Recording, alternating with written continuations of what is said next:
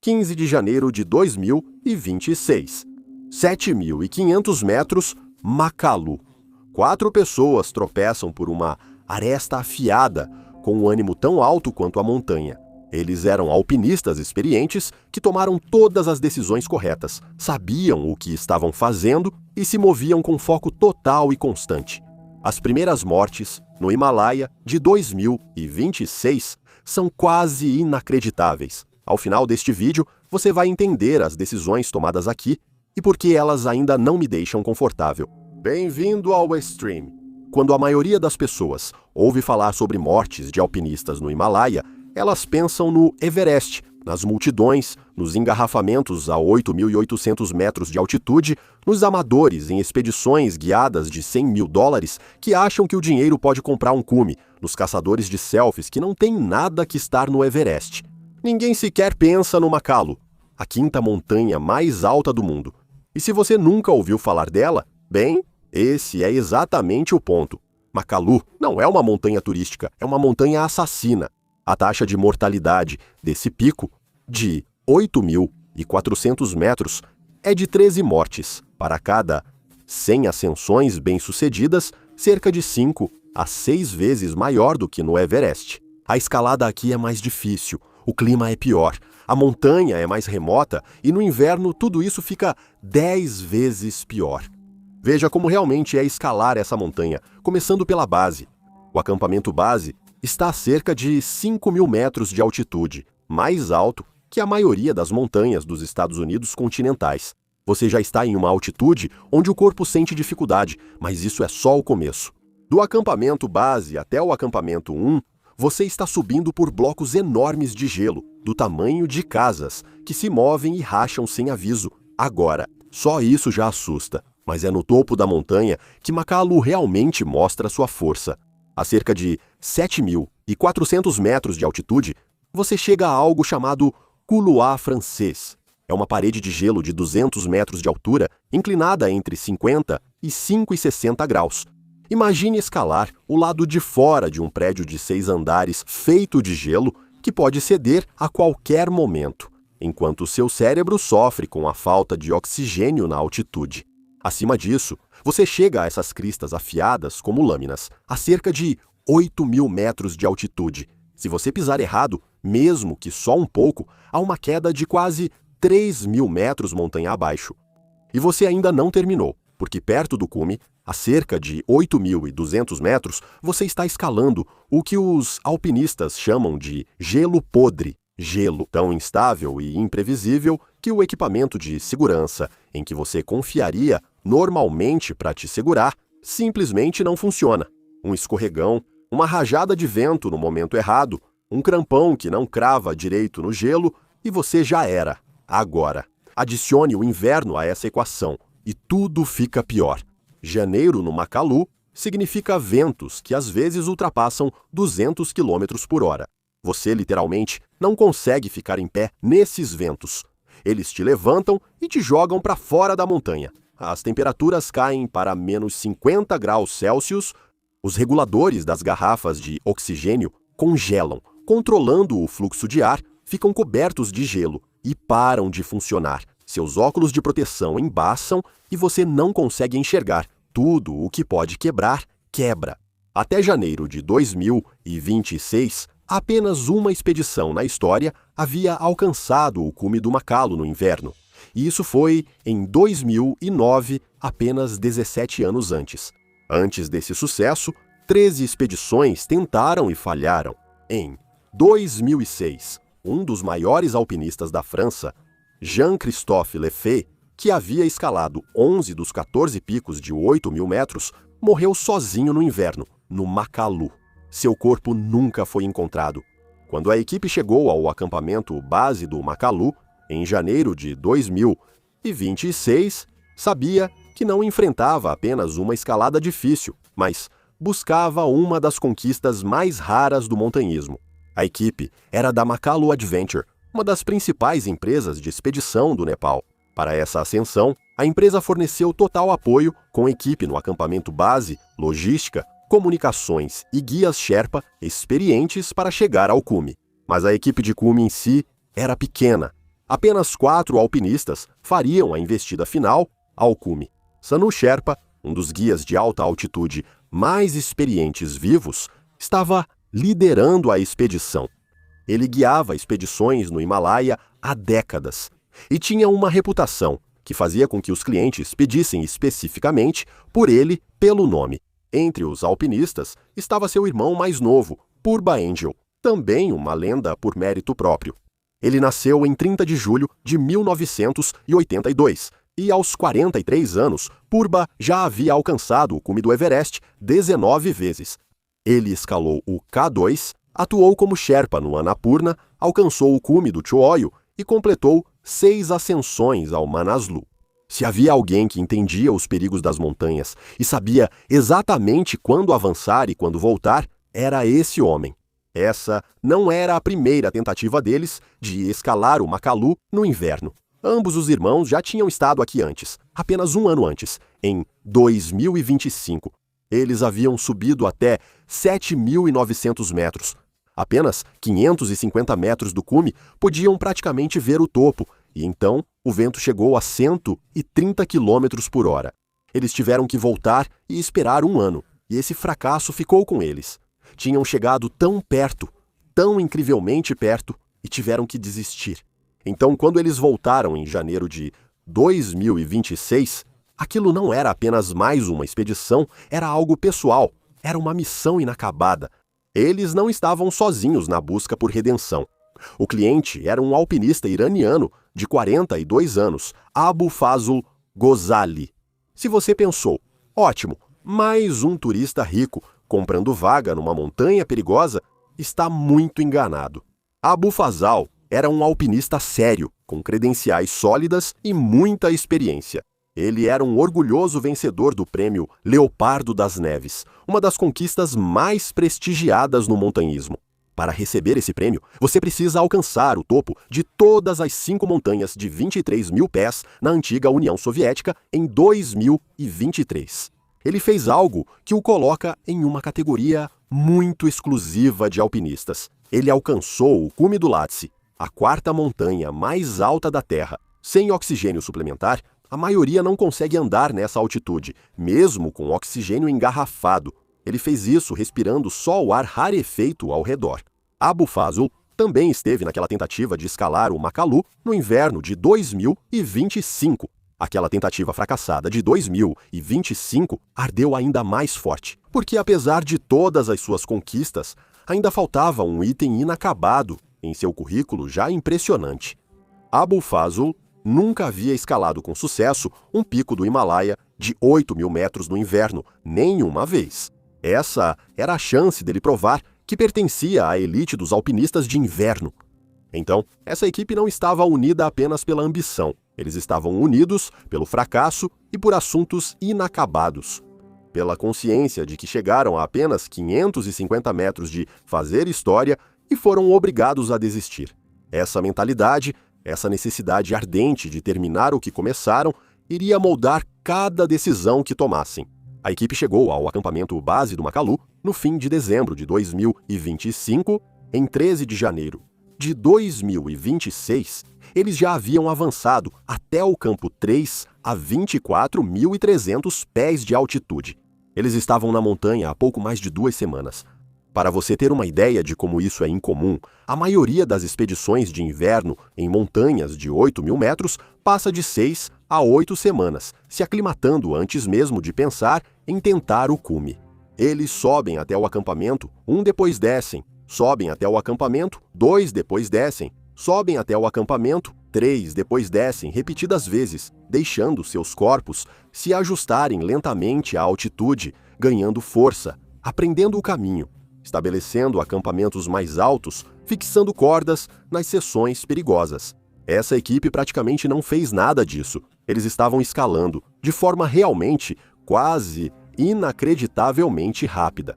De acordo com alguns relatos, eles nem sequer estabeleceram o acampamento 4 a cerca de 7.800 metros, algo que a maioria das equipes faz como último lugar para descansar antes de tentar o cume. Não havia cordas de segurança para se prender nas encostas superiores da montanha, nenhuma infraestrutura. O raciocínio deles era estratégico. Em uma escalada tão difícil, em condições tão brutais, a velocidade, às vezes, é sua melhor defesa. Quanto mais tempo na zona da morte, mais seu corpo se deteriora. Um avanço rápido e leve pode, às vezes, ser mais seguro do que um lento e metódico, que te deixa exposto a dias de ventos fortes e temperaturas abaixo de zero. E lembre-se, esses eram profissionais. Juntos, eles tinham décadas de experiência em alta altitude e dezenas de cumes bem-sucedidos. Eles já haviam sobrevivido a condições que mataram outros alpinistas. Eles sabiam o que faziam, e essa confiança tornou o cronograma apertado mais administrável. No dia 13 de janeiro, enquanto estavam no acampamento 3 planejando os próximos passos, receberam uma notícia que mudaria totalmente seus planos.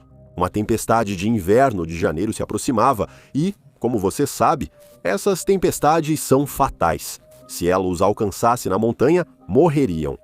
Quando Sanu Sherpa e sua equipe precisaram decidir o que fazer, as duas opções pareciam terríveis. A alternativa inicial era descer ao acampamento base, aguardar a próxima janela de bom tempo, aproveitar para se aclimatar, montar corretamente o acampamento 4, fixar as cordas no topo e realizar tudo com calma e segurança. A segunda opção era tentar o cume imediatamente, avançar naquela mesma noite, subir direto do acampamento, 3 a 24.300 pés até o cume, a 27.838 pés, e voltar pulando completamente o acampamento 4. Sem cordas fixas, sem rede de segurança, apostar tudo na velocidade e torcer para que nada dê errado. Eu sei o que você está pensando.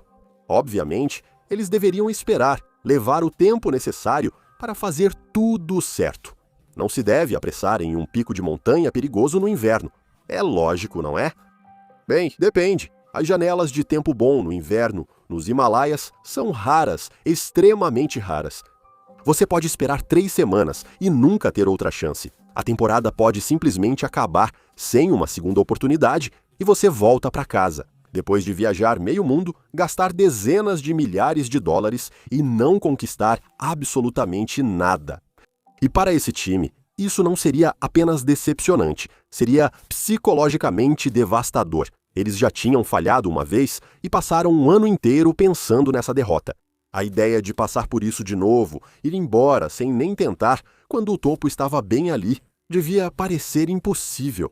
A previsão mostrava 24 horas de tempo estável. Se eles se movessem rápido, poderiam subir e descer antes da tempestade chegar, e já tinham sobrevivido a condições muito piores do que essa. Então, Sanu Sherpa reuniu sua equipe e tomou a decisão. Vamos esta noite.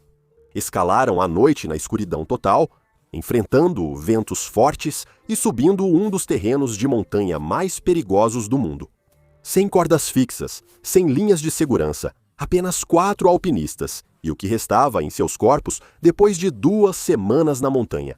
Cada passo devia ser uma agonia. Naquela altitude, seus músculos pedem oxigênio inexistente, seus pulmões ardem a cada respiração e os dedos das mãos e pés ficam dormentes nas luvas e botas. Seu cérebro, funcionando mal, continua enviando um único sinal: pare. O ponto sobre os alpinistas que viveram nas montanhas é que aprenderam a trocar esse sinal por algo mais forte. Eles continuaram se movendo, passo a passo, motivados. A escuridão, o vento, o cansaço, nada disso importava, porque em algum lugar acima deles, a poucas horas de distância, estava aquilo que eles perseguiam há 1 ano, redenção e a chance de fazer história. E na manhã de 15 de janeiro, às 10h27, após mais de 10 horas de escalada, os 4 estavam no topo do Makalu.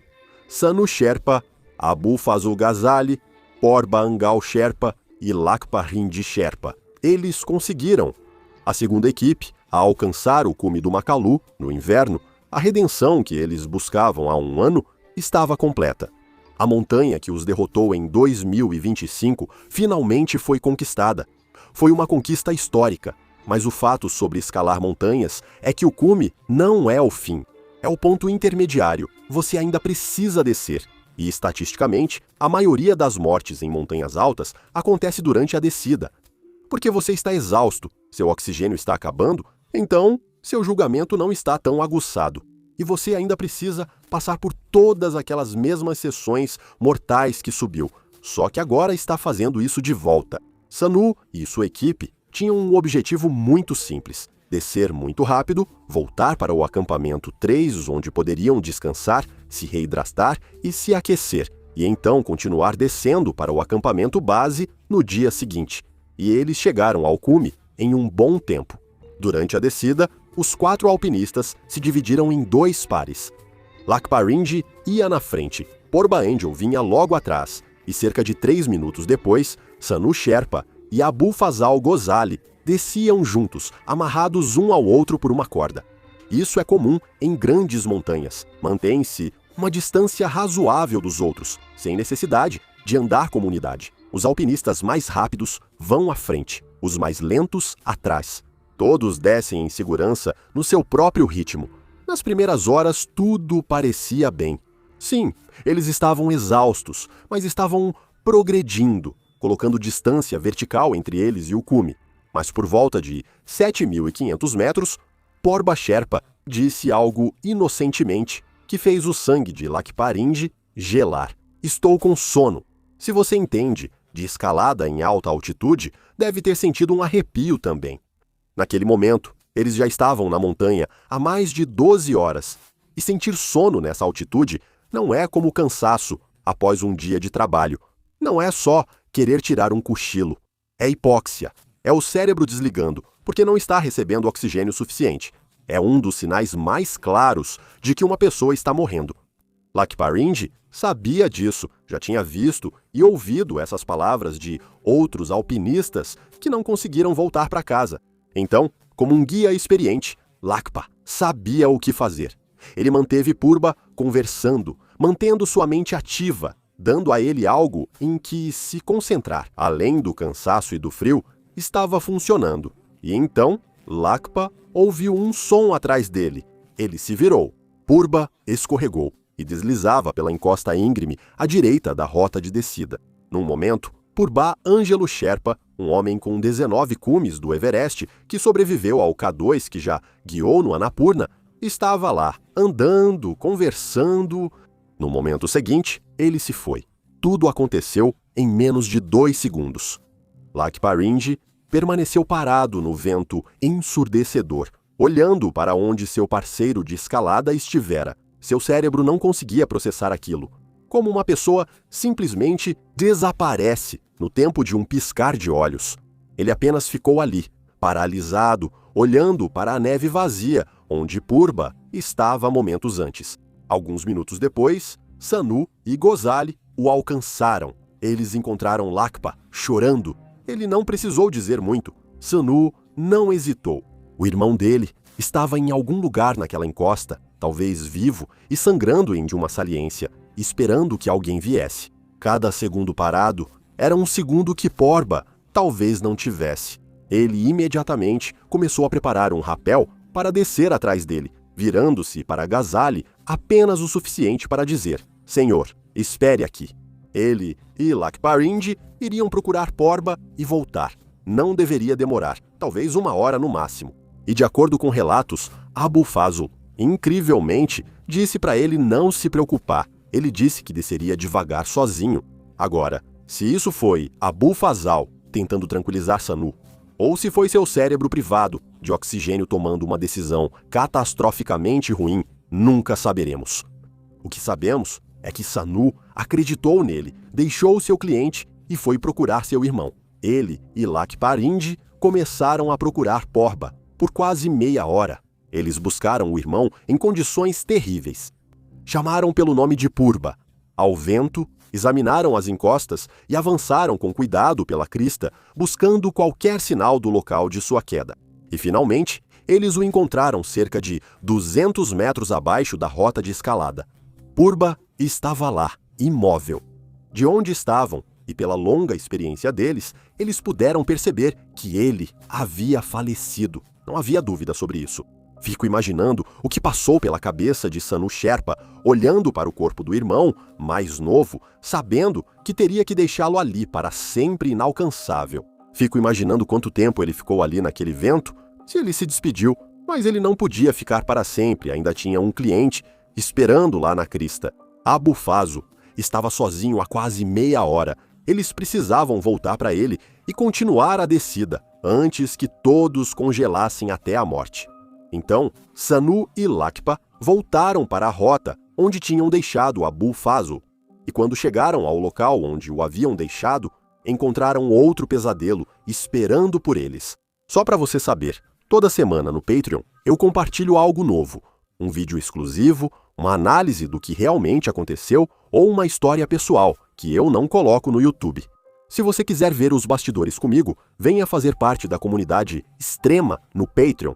Te vejo lá. Eles começaram a descer, examinando o terreno à frente em busca de Abu Fazl, já que ele disse que desceria devagar sozinho, ele não podia estar longe. E então, às 4h30 da tarde, eles o viram a cerca de 60 ou 90 metros à frente. Ele estava parado em uma pequena seção plana do trajeto. Eles estavam longe demais para gritar por causa do vento, mas podiam vê-lo claramente. Ele estava vivo, estava de pé e parecia estar bem. Sanu e Lakpa seguiram subindo o mais rápido possível na altitude, mas ao chegarem onde viram Abu Fazo em pé, ele já havia sumido. Agora, isso não acendeu imediatamente um sinal de alerta. A explicação mais provável era que ele continuou descendo para o acampamento 3, talvez, só alguns minutos à frente, podendo ter visto eles chegarem e preferido seguir em frente, sem esperar. Então eles desceram para o acampamento 3, onde Indima Tashi Sherpa, um dos membros da equipe de apoio, havia sido designado durante o ataque ao cume, preparando comida quente e bebidas para o retorno da equipe. Quando chegaram, Sanu e Lakpa perguntaram a Tashi: onde está o iraniano em Gema? Tashi ficou confuso. Ele não tinha visto Abu Fazo. Ninguém tinha chegado ao acampamento 3. A essa altura, já havia anoitecido. Os Sherpas conversaram sobre a situação.